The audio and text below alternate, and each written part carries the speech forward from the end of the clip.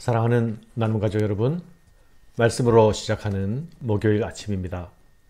오늘 본문은 여호와께서 직접 재판장이 되셔서 우상들을 불러 세우시고 그들이 진짜 신인지를 두고 소송을 벌이시는 내용입니다. 법정의 형식을 벌어서 우상의 허망한 실체를 폭로하시는 것이죠. 나 여호와가 말하노니 너희 우상들은 소송하라. 너희는 확실한 증거를 보이라. 너희는 장차 당할 일을 우리에게 진술해 보라. 우리가 너의 말대로 되는지 그 결말을 보겠다.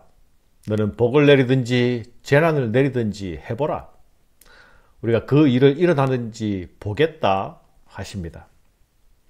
소송의 결과는 자명하겠죠? 우상은 실체가 없으니 아무것도 할 수 없을 것입니다.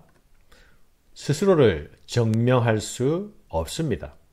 장래의 일을 말할 수도 없습니다. 복과 화를 내릴 능력도 없습니다. 보라, 너희는 아무것도 아니며 너희 일은 허망하며 너희를 택한 자는 가증하니라. 사랑하는 여러분, 하나님께서 우상을 향해서 너는 스스로 참 신임을 증명해 보라고 요구하시는 이유가 무엇입니까? 하나님 자신을 위해서입니까? 아닙니다.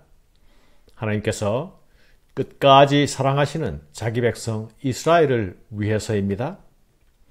현재는 영적 불구자가 되어 있는 이스라엘을 위해서입니다. 그 영적인 불구를 치료하시기 위해서입니다.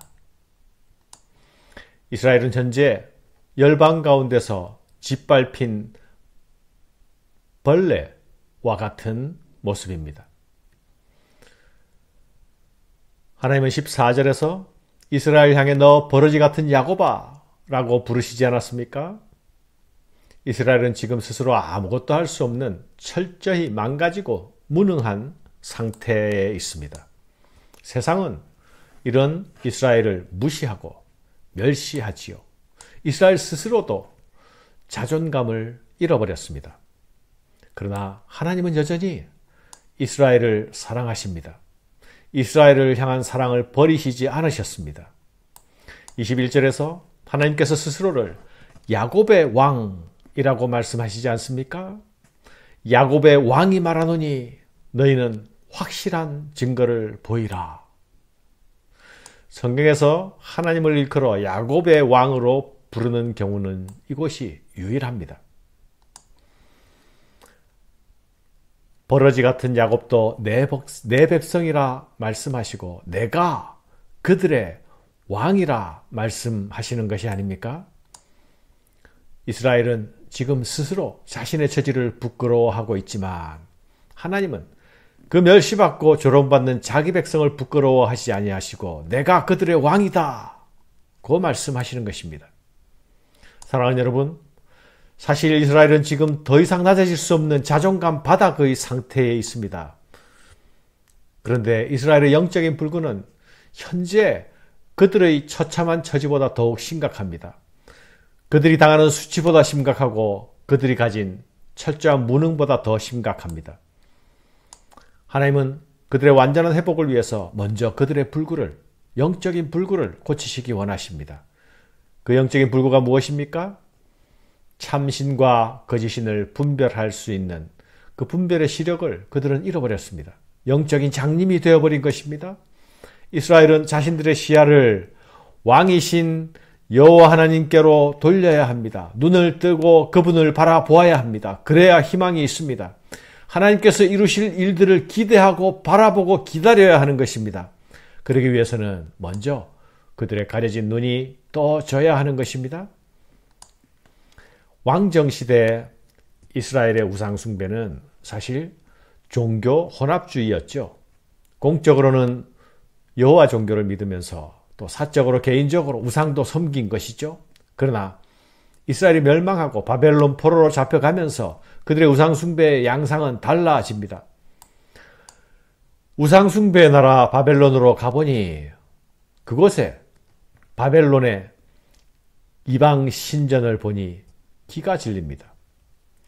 그 신전의 어마어마한 규모에 비교하면 이스라엘의 성전은 매우 초라하게 느껴지게 되는 것입니다. 게다가 그들은 바벨론에게 전쟁에 패하고 포로로 끌려온 처지가 아닙니까? 고대 사람들은 그들의 전쟁을 신들의 전쟁으로 생각했지요. 패전국이 되고 포로 신세가 되고 그리고 끌려가 바벨론에 가서 보니 여호와 신이 그들의 바벨론의 신에 패했다는 세상의 속설 앞에서, 세상의 이야기들 앞에서 자신들의 믿음, 자신들의 실조를 지켜내기가 어려웠습니다. 그들이 당하는 포로됨은 하나님의 징계가 아니었습니까? 그러나 그 징계를 견뎌내지 못하고 그 징계 때문에 하나님의 백성됨, 하나님의 백성의 정체성마저 잃어버린다면 모든 것을 잃어버리는 것이 되지 않겠습니까? 그렇게 된다면 그들은 영적인 어두움 가운데서 하나님께서 베푸시는 구원의 나팔 소리를 들을 수 없게 될 것입니다. 눈에는 여전히 왕성해 보이는, 거대해 보이는 그 바벨론이 멸망될 것이다, 무너지게 될 것이다 라는 메시지가 귀에 들어올 리가 없게 될 것입니다. 구원의 소식이 들리지 않게 되는 것이죠. 이스라엘의 귀환에 관한 새 시대에 대한 소망의 말씀도 결국 자신들을 위한 말씀이 아니라 남의 나라 말, 속절없는 말로 듣게 될 뿐이 아니겠습니까? 사랑하는 여러분, 우리가 세상과 친해지고 우상과 가까워지고 그렇게 되면 어떻게 됩니까? 하나님의 말씀이 들리지 않습니다. 하나님의 말씀이 긴가민가 하게 되고 결국 한 귀로 듣고 두 귀로 흘려버리게 됩니다. 하나님이 주시는 소망에 대한 기대가 사라져버리게 됩니다. 하나님은 이런 병을 고치시기 위하여서 스스로 법정으로 나아오십니다. 법정에 서십니다. 재판장으로 서시고 우상을 불러내어 쟁론하시는 것입니다. 증명하라 하시는 것입니다. 하나님께서 이렇게 나아오시는 것조차, 법정에 서시는 것조차 우리를 위한 낮아지심이라는 사실을 기억해야 합니다. 하나님은 스스로 자신을 증명하셔야 할 아무런 이유가 없습니다. 사랑하는 여러분, 우상은 스스로 증명할 수 있는 것이 아무것도 없지 않습니까? 그러나 하나님은 스스로 참신임을 증명할 수 있는 많은 것이 있습니다. 25절 말씀 보겠습니다. 내가 한 사람을 일으켜 북방에서 오게 하며 내 이름을 부르는 자를 해돋는 곳에서 오게 하였나니 그가 이르러 고관들을 석혀같이 토기장이가 진흙을 밟음같이 하리니. 무슨 말씀입니까? 하나님이 일으키실 미래의 구원에 대한 말씀이 아닙니까? 하나님 북방에서 고레스 왕을 일으키실 것입니다. 그를 일으켜서 바벨론의 고관들을 토기장이가 진흙 밟듯 밟게 하실 것입니다. 역사를 주관하시는 하나님께서 이스라엘을 위해서 새 일을 행하실 것입니다. 세상의 역사가 하나님의 의지 속에 있다는 것을 보게 하실 것입니다. 그리고 그것이 이루어질 때에 하나님이 참신임을 이스라엘은 다시 확인하게 될 것입니다. 하나님은 이 일들을 이사야를 통해서 말씀하시고 예레미야를 통해서 말씀하시고 다니엘을 통해서 말씀하십니다. 하나님의 사람들을 들어서 그들을 통하여서 미래의 일을, 장차 될 일을 말씀하시는 것입니다. 누가 처음부터 이를 알게 하여 우리가 알았느냐?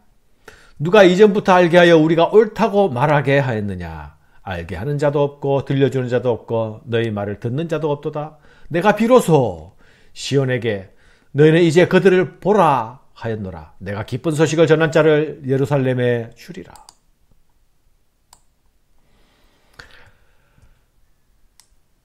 사랑하는 여러분, 하나님은 역사의 주인이십니다.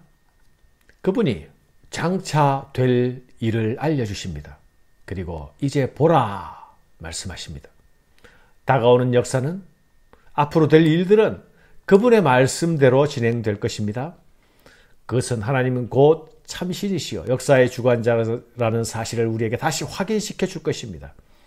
이것이 기쁜 소식을 전하는 자들의 발이 아름다운 이유입니다. 눈먼 세상은 여전히 이 소식을 전하는 자들이 필요합니다. 기쁜 소식을 전하는 자, 그것은 세상이 필요한, 세상이 기다리는 소식을 들려줄 발들이기 때문에 그렇습니다. 내가 본 적 한 사람도 없으며 내가 물어도 그들 가운데 한 말도 대답할 좋은 자가 없도다. 보라, 그들은 다 헛되며 그들의 행사는 허무하며 그들이 부어 만든 우상은 바라며 공허한 것 뿐이니라. 사랑하는 여러분, 세상이 섬기는 것들은 다 헛것들입니다. 우리는 흔들리지 않는 하나님의 말씀 위에 서야 합니다. 변하지 않는 하나님의 사랑을 신뢰해야 합니다. 지금 내 형편과 지금 내 처지보다 더 중요한 것이 있습니다. 지금 내 눈에 보이는 것과 지금 내가 가지고 있는 진단보다 더 중요한 것이 있습니다. 그것이 무엇입니까? 나를 사랑하시는 하나님의 변치 않는 사랑의 의지. 그것이 가장 중요한 것입니다. 이 사실을 기억하시는 아침이 되시기를 바랍니다. 감사합니다.